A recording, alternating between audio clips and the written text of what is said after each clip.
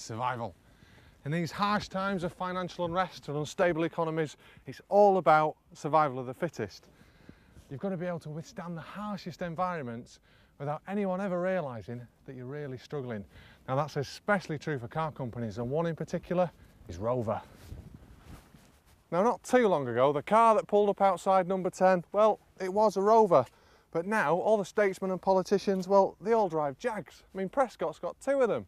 So cars like the Rover 75, they don't get a look in. And then to make matters worse, Rover found the BMW rug pulled from under their feet.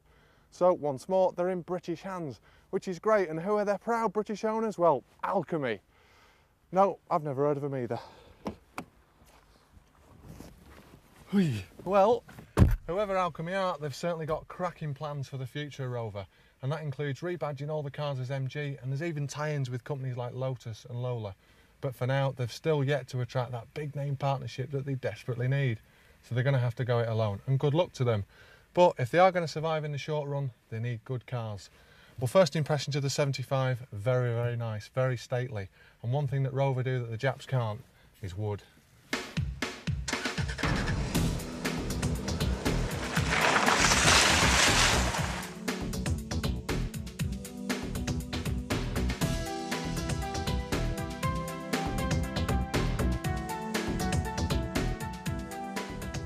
Who was it that said that all cars are built equal, yet some cars are built more equal than others? Well, it's true to say that 20 years ago you could really end up buying a nail unless you spent an absolute fortune on your car. But nowadays, well, there's no such thing really as a badly built car. And this Rover 75, it's not a badly built car. It's certainly a million miles away from an 80s Metro. And the best feature about this car, well, it reeks of Britishness both inside and out. Don't get me wrong, it's no S-Type, but you do feel very, very special and quite stately when you're driving it.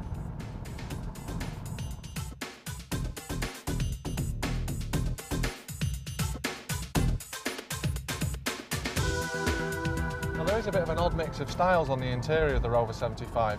For starters, the dashboard, we've got these lovely cream, chrome retro dials, and yet a lot of the switchgear is very plastic, very Germanic. But I guess to be fair to Rover, even the likes of Aston Martin have to raid the big old Ford parts bin now and again.